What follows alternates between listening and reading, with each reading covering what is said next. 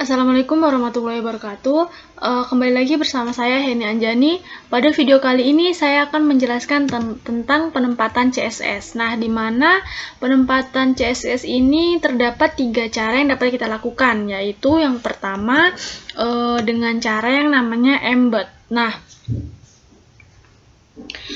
kita bisa menyimpan file yang sama, nanti kita simpannya di bagian head di HTML-nya. Dengan menggunakan text style, kita bisa simpan CSS dalam head. Kemudian yang kedua inline. Nah, kita gunakan tipe yang inline ini, nanti kita cari halaman HTML yang dirubah CSS-nya. Setelah itu kita tambahkan atribut style-nya, lalu simpan sinteks CSS-nya. Kemudian yang ketiga yaitu dengan cara yang namanya eksternal. Nah, di mana kita buat CSS sendiri terpisah dengan HTML-nya, dan nanti kita hubungkan antara HTML dan CSS menggunakan tag HTML link. Jadi kayak nanti kita hubungkan file CSS mana yang kita akan gunakan di halaman tersebut. Nah, jadi saya akan membuat latihannya menggunakan embed. Jadi kita di sini saya sudah menyiapkan file HTML. Saya simpan di folder dengan judul latihan 1 di dalam folder CSS. Nah, di dalam HTML ini sudah terdapat H1 dan paragraf. Nah, H1 dan paragraf ini terserah kalian mau isi apa. Ini supaya ada kontennya, seperti itu. Jadi, kita kan mau menggunakan CSS tipe embed yang pertama. Itu caranya tinggal tambahkan text style di dalam head setelah title. Jadi kita tuliskan saja style, kemudian tab. Jadi tipenya ini kita hapuskan saja. Tipenya kita hapuskan, kemudian kita enter. Nah, di dalam sini kita akan membuat properti. Jadi kan di dalam style ini kita bisa simpan sinteks CSS-nya. Misalkan saya mau merubah H1 ini menjadi warna pink. Nah, jadi di sini saya akan menuliskan propertinya. Jadi H1 buka kurung kurawal, kemudian enter. Nah, di sini saya akan menuliskan propertinya titik 2, habis itu value-nya titik koma. Oke, jadi kita simpan, kemudian kita cek di browser. Nah, jadi di mana H1 ini menjadi warna pink. Tampilannya akan seperti ini. Jika kalian ingin menambahkan properti lagi, kalian bisa saja menuliskan seperti font ya, font. Berarti kita tulis font family. Kemudian kita tuliskan value-nya. Value-nya Arial. Jangan lupa titik koma. Jadi save, kemudian kita buka lagi di browser. Nah, hasil akhirnya adalah seperti ini. Ini hasil dari embednya. Hasil akhir dari embednya. Nah, setelah itu kita akan mencoba latihan menggunakan inline. Nah, di sini saya sudah membuat file namanya inline.html. Nah, isinya sama, H1 dan paragrafnya sama seperti yang sebelumnya.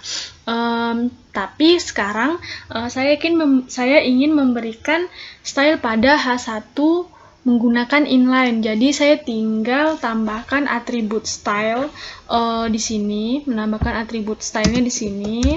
Di H1 ya, style, kemudian sama dengan titik 2, tanda petik. Nah, di dalamnya ini kita masukkan propertinya,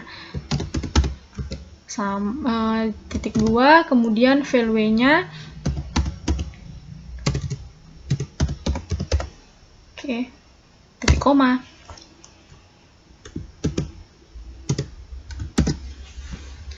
Kemudian setelah itu kita cek di browser.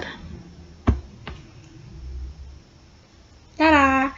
Nah, jadi seperti ini. Jika kalian ingin menambahkan propertinya, bisa seperti fontnya. Jadi kalian tuliskan saja di sini font family, kemudian tulis Arial, value-nya titik koma.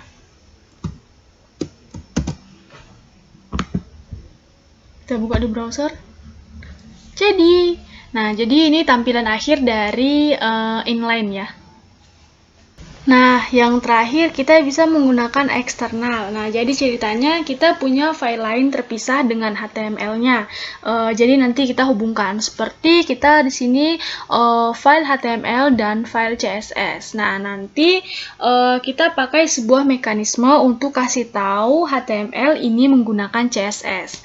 Nah, jadi, misalkan saya sudah mempunyai dua folder baru, yaitu external.html dan style.css. Nah, style.css ini ekstensi filenya harus .css ya, jadi apapun itu jadi harus di akhirnya .css. Oke, jadi di sini saya akan menuliskan kontennya. Kontennya seperti sebelumnya saja. Kayak gini, jadi terus setelah itu CSS-nya kita buka style.css, kemudian CSS-nya ini kita tuliskan di file yang terpisah. Jadi kita tinggal tuliskan propertinya saja. Jadi H1 buka kurung kurawal, kemudian enter. Nah, kita isi properti dan value-nya. Propertinya berarti color. Kita kan mau mengganti warnanya, jadi color titik 2 value-nya, kemudian titik koma. Nah, jadi untuk menghubungkan CSS dan HTML ini, jadi kita tambahkan tag, kita tambahkan satu tag namanya link. Nah, jadi kita tambahkan tag link ini di dalam head setelah title. Nah, ini untuk menghubungkan HTML dan CSS-nya. Jadi kita tuliskan di sini link, kemudian tab saja. Setelah itu href-nya ini kita tinggal tuliskan ini ya, nama foldernya. Di sini kan style.css. Nah, kalau misalnya kalian mempunyai folder apapun itu, jadi kalian tinggal tuliskan saja di sini. Jadi style, kita tuliskan style.css. Kemudian tipenya ini kita hapuskan saja. Tipenya ini kita hapuskan. Kemudian save. Nah, terus kita buka di browser.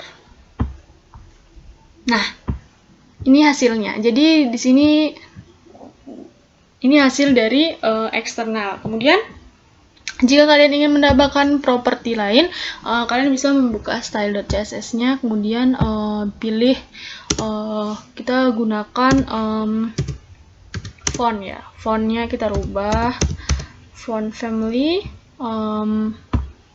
kemudian Arial, value-nya Arial, jangan lupa titik koma, font size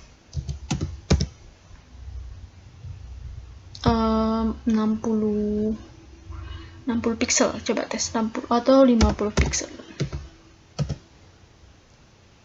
Oke.